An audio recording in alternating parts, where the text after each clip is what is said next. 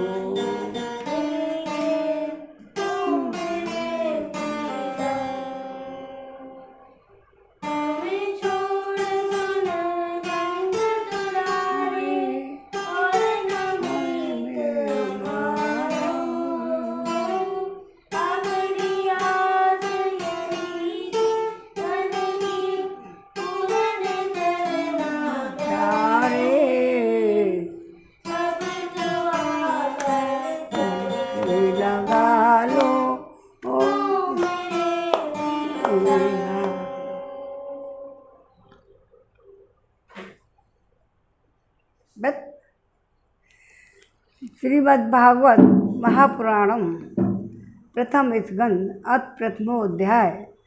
श्री सूर्य सौनकादि ऋषियों का प्रश्न। मंगलाचरणम। बोल श्री कृष्ण चंद्र भगवान की जय। जिससे जगत की सृष्टि और स्थिति प्रलय होते हैं, क्योंकि वह सभी सद्रूप पदार्थों में अनुगत हैं और असत पदार्थों से पृथक हैं।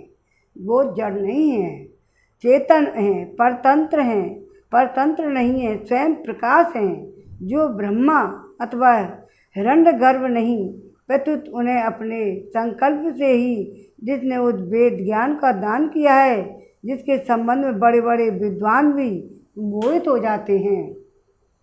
हाँ, सही है।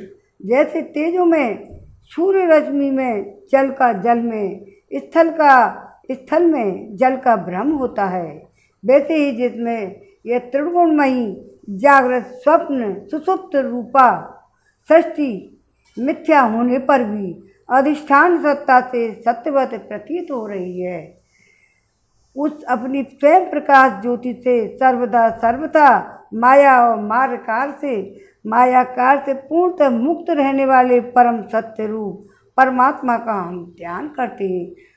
जय श्री कृष्ण। राधे राधे। महामुनि वेद व्यास देव जी के द्वारा निर्मित यह श्रीमद् भागवत पुराण में मोक्ष पर्यंत फल की कामना से रहित परम धर्म का निरूपण हुआ है। इसमें शुद्धांत करण सत्पुरुषों के जानने योग्य उस वास्तविक वस्तु परमात्मा का निरूपण हुआ है, जो शुद्धांत अंतःकरण अंदर अपने हृदय में सत्पुरुषों के जानने योग्य उस वास्तविक वस्तु परमात्मा का निरूपण हुआ है, जो तीनों तापों को जड़ से नाश करने वाली और परम कल्याण देने वाली है। अब और किसी साधन या शास्त्र से हमें क्या प्रयोजन? जिस समय भी सुकृति पुरुष और श्रवण की इच्छा करते हैं, ईश्वर उसी समय अवलंब उनके हृदय में आकर बंदी बन जाता है। जैसे तुम्हारी मणि रस के मर्मज्ञ भक्तजन इस श्रीमद् भागवत वेद स्वरूप कल्प वृक्ष का पका हुआ फल है। श्री सुखदेव स्वरूप तोते के मुख का संबंध हो जाने से यह परमानंदमयी सुधा से भी भरपूर हो गया है। इस फल में छिलका, गुठली आदि त्याज्य अंश तनिक भी नहीं है। यह मूर्तिमान रस है। जब जैसे छिलका जो कहते हैं ना, गुठली फेंक दो, छिलका फेंक दो, इसमें श्रीमद् भागवत में छिलका भी काम का है, गुठली भी काम की है। जब तक शरीर में चेतना रहे तब तक इस दिव्य भगवत रस का निरंतर बार बार पान करते रहो। यह पृथ्वी पर ही सुलभ है, देवताओं को भी नहीं है। कथा प्रारंभ। बोल जय राधे राधे। गोविंद मेरो है, गोपाल मेरो है, कृपा के बिहारी नंदलाल मेरो है। बांके बिहारी जय हो तुम्हारी, जय हो तुम्हारी लाला, जय हो तुम्हारी। श्रीमन नारायण नारायण नारायण, अरे भजमन नारायण नारायण नारायण, श्रीमन नारायण नारायण नारायण। बोलो राधे श्याम।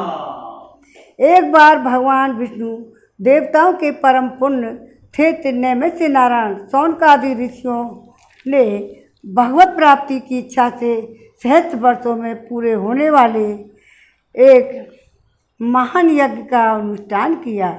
एक दिन उन लोगों ने प्रातःकाल अग्निहोत्र आदि नित्य कर्तों से निवृत्त होकर सूर्य जी का पूजन किया और उन्हें ऊंचे आसन पर बैठाकर बड़े आदर से यह प्रश्न किया। नैमिष नारायण में 24 घंटा हमेशा श्रीमद् भागवत का अध्ययन होता रहता है, श्रोता सुनते रहते हैं, व्यास सुनाते रहते हैं, हमेशा कभी भी चले जाओ। आज भी वो ऐसी जगह है जहाँ पुण्य पाप किए हुए हैं तो वहाँ आकर उसमें नहाए आते हैं ना, उनके पाप भी खत्म हो जाते हैं। नैमिष नारायण हम गए थे ना, इधर है यहाँ से अयोध्या होके निकल के गई रास्ते में। तो ऋषियों ने आसन पर बैठकर बड़े आदर से यह प्रश्न किया। ऋषियों ने कहा, सूत जी आप निष्पाप हैं, आपने समस्त इतिहास पुराण और धर्मशास्त्रों का विधि पूर्वक अध्ययन किया है और तथा उनकी भली भांति व्याख्या भी की है। वेद वेदताओं में श्रेष्ठ भगवान बादरायण ने एक भगवान के सगुण और निर्गुण रूप को जानने वाले दूसरे मुनियों से कुछ जाना है। उन्हें जिन विषयों का ज्ञान है वे सब आप वास्तविक रूप से जानते हैं। आपका हृदय बड़ा ही सरल और शुद्ध है, इसी से आप उनकी कृपा और अनुग्रह के पात्र हुए हैं। गुरुजन अपने प्रेमी शिष्य को गुप्त से गुप्त बात भी बता दिया करते हैं। आयुष्मान आप कृपा करके यह बतलाइए कि उन सब शास्त्र पुराणों और गुरुजनों के उपदेशों में कलियुगी जीवों के लिए के परम कल्याण सहज साधन आपने क्या निश्चय किया है। कलयुग के बाद मनुष्यों के लिए आप संत समाज के भूषण हैं। इस कलयुग में प्राय लोगों की आयु कम हो गई है, साधन करने में लोगों की रुचि और प्रवृत्ति भी नहीं है, लोग आलसी हो गए हैं। उनका भाग्य तो मंद ही है, समझ भी थोड़ी है। इसके साथ ही वे नाना प्रकार के विघ्न बाधाओं से घिरे रहते हैं। शास्त्र भी बहुत से हैं परंतु उनमें एक निश्चित साधन का नहीं, अनेक प्रकार से कर्मों का वर्णन है। साथ ही वे इतने बड़े हैं कि उनका अंत सुनना भी कठिन है।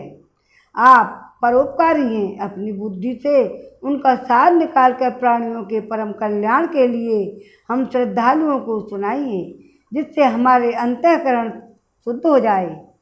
प्यारे सूत जी आपका कल्याण हो। आप तो जानते ही हैं यदुवंशियों के रक्षक भक्त वत्सल भगवान श्री कृष्ण वसुदेव की धर्मपत्नी देवकी के गर्भ से क्या करने की इच्छा से अवतीर्ण हुए थे, हम उसे सुनना चाहते हैं। बोलते श्री कृष्ण हरि गोविंद नमो नमः।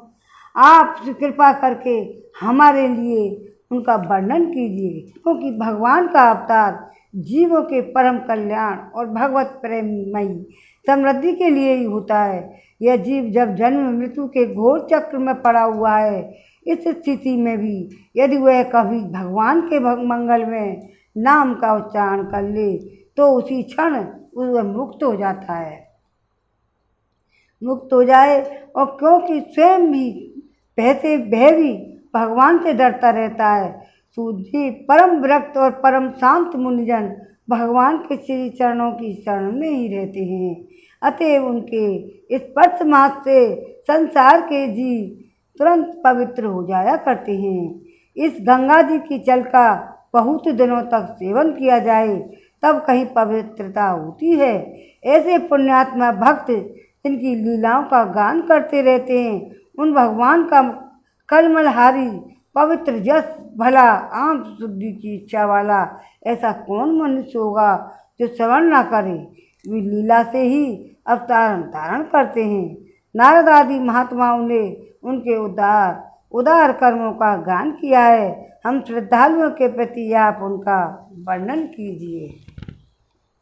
बुद्धिमान सूत जी, सब समर्थ प्रभु अपनी योग माया से स्वच्छंद लीला करते हैं। आप उन श्री हरि की मंगलमयी अवतार कथाओं का वर्णन कीजिए। पुण्य कीर्ति भगवान की लीला सुनने से हमें कभी भी तृप्ति नहीं हो सकती, क्योंकि रसक की श्रोताओं को पद पद पर भगवान की लीलाओं में नए नए रस का अनुभव होता है।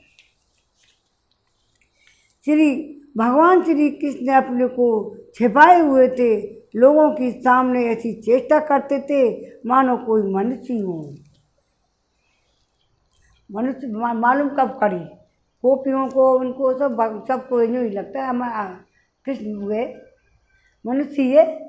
तो देवता भी भ्रमित हो गए। ब्रह्मा विष्णु ब्रह्मा जी भी तो आए परीक्षा लेने, इंद्र ने भी परीक्षा ली, परंतु उन्होंने बलराम जी के साथ ऐसी लीला भी की है, ऐसा पराक्रम प्रकट किया जो मनुष्य नहीं कर सकते।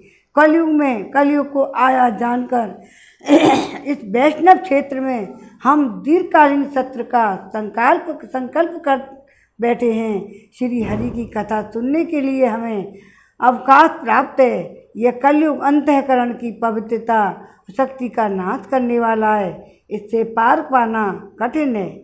जैसे समुद्र से पार जाने वालों को कर्णधार मिल जाए, उसी प्रकार इससे पार पाने की इच्छा रखने वाले हम लोगों से ब्रह्मा ने आपको मिलाया है। धर्म रक्षक ब्राह्मण भक्त योगेश्वर भगवान श्री कृष्ण के अपने धाम में पधार जाने पर धर्म ने अब किसकी शरण ली है, और ये बताइए। इमी भगवते महापुराणे परमहंसे संहिता प्रथम स्कंदे नैमित्योपाख्याने प्रथमो अध्याय। वो बताओ एक और।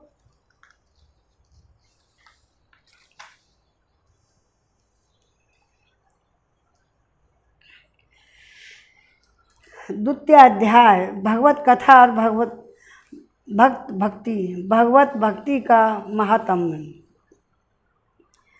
श्री व्यास जी कहते हैं कि शौनकादि ब्रह्मवादी ऋषियों के प्रश्न सुनकर रोमहर्षण के पुत्र उग्राष्ट को बड़ा ही आनंद हुआ। उन्होंने ऋषियों के इस मंगल में प्रश्न का अभिनंदन करके कहना आरंभ किया।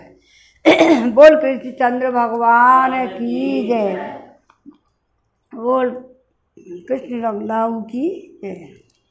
श्री सूत जी ने कहा, जिस समय श्री सुखदेव जी का यज्ञोपवीत हुआ था, संस्कार भी नहीं हुआ था और सूत्रान लौकिक वैदिक कर्मों के अनुष्ठान का अवसर भी नहीं आया था, उन्हें अकेले ही संन्यास लेने के उद्देश्य से जाते देखकर उनके पिता व्यास जी ब्रह से कातर होकर पुकारने लगे, बेटा बेटा। उस समय तन्मय होने के कारण श्री सुखदेव जी की ओर से वृक्षों ने उत्तर दिया। ऐसे सब में हृदय में विराजमान सुखदेव जी मुनि को मैं नमस्कार करता हूँ। ये पहले आ गया था। श्रीमद् भागवत अत्यंत गोपनीय है, रहस्यात्मक पुराण है। यह भगवत स्वरूप का ही अनुभव कराने वाला समस्त वेदों का सार है। इसमें फंसे हुए जो लोग इस घोर अज्ञान और अंधकार के पार जाना चाहते हैं, उनके लिए आध्यात्मिक तत्वों को प्रकाशित करने वाला यह एक अद्वितीय दीपक है।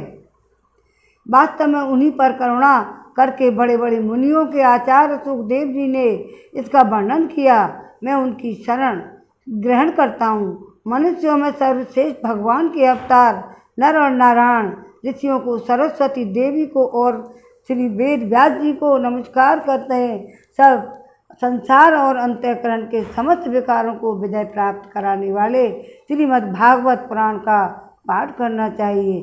बोल श्री कृष्णचंद्र भगवान की जय। ऋषियों, आपने संपूर्ण विश्व के कल्याण के लिए यह बहुत सुंदर प्रश्न किया है, क्योंकि यह श्री प्रश्न श्री कृष्ण के संबंध में है। इससे भली भांति आत्मशुद्धि हो जाती है। मनुष्य के लिए सर्वश्रेष्ठ धर्म वही है जिससे भगवान श्री कृष्ण में भक्ति हो।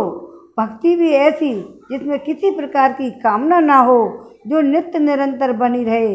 ऐसी भक्ति से हृदय आनंद स्वरूप परमात्मा की उपलब्धि करके कृतकृत्य हो जाता है। भगवान श्री कृष्ण में भक्ति होते ही अनन्य प्रेम से उनमें चित्त जोड़ते ही निष्काम ज्ञान और वैराग्य का आविर्भाव हो जाता है। धर्म का ठीक ठीक अनुष्ठान करने पर भी यदि मनुष्य के हृदय में भगवान की लीला कथाओं के प्रति अनुराग का उदय न होता हो तो वह निराश्रम ही श्रम है। धर्म का फल है मोक्ष। उसकी सार्थकता अर्थ प्राप्ति में नहीं है। अर्थ केवल धर्म के लिए है। भोग विलास उसका फल नहीं माना गया है। भोग विलास का फल इंद्रियों को तृप्त करना नहीं है। उसका प्रयोजन है केवल जीवन निर्वाह। जीवन का फल भी तत्व जिज्ञासा है। बहुत कर्म करके स्वर्गादि प्राप्त करना उसका फल नहीं है। समझ में आ रही है? स्वर्ग आदि प्राप्त करना भी उसका फल नहीं है। तत्ववेता लोग ज्ञाता और ज्ञेय के भेद से रहित अखंड अद्वितीय सच्चिदानंद स्वरूप ज्ञान को ही तत्व कहते हैं। उसी को कोई ब्रह्म, कोई परमात्मा और कोई भगवान के नाम से पुकारते हैं। श्रद्धालु मुनिजन भगवत श्रवण से प्राप्त कर ज्ञान वैराग्य युक्त भक्ति से अपने हृदय में उस परम तत्व रूप परमात्मा का अनुभव करते हैं। शौनकादि ऋषियों, यही कारण है कि अपने अपने वर्ण तथा अपने आश्रम के अनुसार मनुष्य जो धर्म का अनुष्ठान करते हैं उसकी पूर्ण सिद्धि इसी में है। और भगवान प्रसन्न हो इसलिए एकाग्र मन से भक्त वत्सल भगवान का ही नित्य निरंतर श्रवण, कीर्तन, ध्यान और आराधन करना चाहिए। कर्मों की गांठ बड़ी कड़ी हैं। विचारवान पुरुष भगवान के चिंतन की तलवार से उस गांठ को काट डालते हैं। तब भला ऐसा कौन मनुष्य होगा जो भगवान की लीला कथा में प्रेम न करे। शौनकादि ऋषियों, पवित्र तीर्थ का सेवन करने से महासेवा, तदंतर श्रवण की इच्छा, फिर श्रद्धा, तत्पश्चात भगवत कथा में रुचि होती है। भगवान श्री कृष्ण के यश का श्रवण कीर्तन दोनों पवित्र करने वाले हैं। वे अपनी कथा सुनने वाले के हृदय में आकर स्थित हो जाते हैं और तुम्हारे मन में भगवान स्थिर हो गए हैं, सुन रहे हैं जो, और उनकी अशुभ वासनाओं को नष्ट कर देते हैं, क्योंकि वे संतों के नित्य सुहृदय हैं। और जब श्रीमद् भागवत अपना भगवतों को निरंतर सेवन से अशुभ वासना नष्ट हो जाती है, तब पवित्र कीर्ति भगवान श्री कृष्ण के प्रति स्थायी प्रेम की प्राप्ति होती है तथा रजोगुण और तमोगुण भाव, काम और लोभादि शांत हो जाते हैं और चित्त जिनमें रहित होकर सत्वगुण में स्थित एवं निर्मल हो जाता है। इस प्रकार भगवान की प्रेममयी भक्ति से जब संसार की समस्त आसक्तियाँ मिट जाती हैं, हृदय आनंद से भर जाता है, तब भगवान के तत्व का अनुभव अपने आप हो जाता है। हृदय में आम स्वरूप भगवान का साक्षात्कार होते ही हृदय की ग्रंथि टूट जाती है, सारे संदेह मिट जाते हैं और कर्म बंधन क्षीण हो जाता है। इसी से बुद्धिमान लोग नित्य निरंतर बड़े आनंद से भगवान श्री कृष्ण के प्रति प्रेम भक्ति करते हैं, जिससे आत्म प्रसाद की प्राप्ति होती है।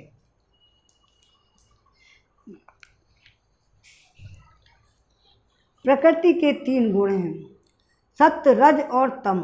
इनको स्वीकार करके संसार की स्थिति, उत्पत्ति, प्रलय के लिए अद्वितीय परमात्मा ही विष्णु, ब्रह्मा और रुद्र, ये तीनों नाम ग्रहण करते हैं।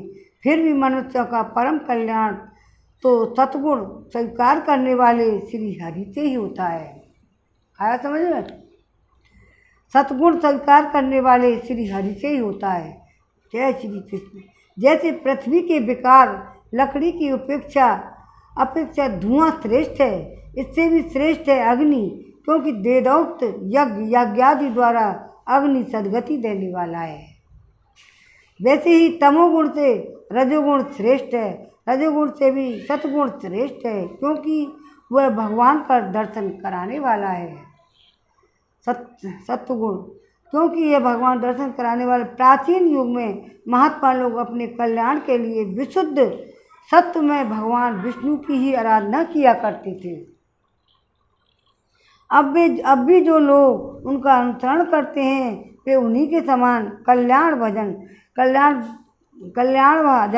होते हैं। जो लोग इस संसार सागर से पार जाना चाहते हैं वे यद्यपि किसी की निंदा तो नहीं करते, न किसी में दोष देखते हैं, फिर भी घोर रूप वाले तमोगुणी रजोगुणी भैरादि भूतपतियों की उपासना न करके सत्य गुणी भगवान विष्णु भगवान और उनके अंश कला स्वरूपों का ही भजन करते हैं, मतलब दूसरे देवता के पास नहीं जाते हैं। परंतु जिसका स्वभाव रजोगुणी तमोगुणी है वे धन ऐश्वर्य और संतान की कामना से भूत पितर प्रजापतियों की उपासना करते हैं, क्योंकि इन लोगों का स्वभाव उन भूतादि से मिलता जुलता होता। वेदों का तात्पर्य श्री कृष्ण में ही है, यज्ञों के उद्देश्य श्री कृष्ण ही है, योग श्री कृष्ण के लिए ही किए जाते हैं, समस्त कर्मों की परम समाप्ति श्री कृष्ण में ही है, ज्ञान से ब्रह्म स्वरूप श्री कृष्ण की प्राप्ति होती है, तपस्या श्री कृष्ण की प्रसन्नता के लिए ही की जाती है, श्री कृष्ण के लिए ही धर्मों का अनुष्ठान होता है, सब गतियाँ श्री कृष्ण में समा जाती हैं। यद्यपि भगवान श्री कृष्ण प्रकृति और उनके गुणों से अतीत हैं, फिर भी अपनी गुणमयी माया से जो प्रपंच की दृष्टि से और तथ्य की दृष्टि से नहीं है, उन्होंने ही सर्ग के आदि में इस संसार की रचना की थी। वे सत्य रज और तम तीनों गुण उसी माया के विलास हैं। इनके भीतर रहकर भगवान इनसे युक्त शरीर के मालूम पड़ते हैं। वास्तव में तो वे परिपूर्ण विज्ञान व नंद घन हैं। अग्नि तो वस्तुतः एक ही हैं, परंतु जब वह अनेक प्रकार की लकड़ियों में प्रकट होती है तब अनेक सी मालूम पड़ती है। वैसे ही सबके आत्मस्वरूप भगवान तो एक ही है, परंतु प्राणियों का अनेकता में अनेक जैसे जान पड़ते हैं। भगवान ही सूक्ष्म भूत तन्मात्रा इंद्रिय अंतःकरण आदि गुणों के विकास भूत भावों के द्वारा ही नाना प्रकार की योनियों में निर्माण करते हैं। उनमें भिन्न भिन्न जीवों के रूप में प्रवेश करके उन योनियों में के अनुरूप विषयों का भोग करते कराते हैं। वे ही संपूर्ण लोगों की रचना करते हैं और देवता पशु मनुष्य पक्षी सभी योनियों में लीला अवतार ग्रहण करके सतगुण के द्वारा जीवों का पालन पोषण करते हैं। इति श्रीमद् भागवते महापुराणे परम संहिता प्रथमे स्कंदे नैमित्य गोपाख्याने द्वितीय अध्याय समाप्त। जय नारायण नारायण नारायण शिव। जय श्री कृष्ण भगवान की जय। राधे श्याम।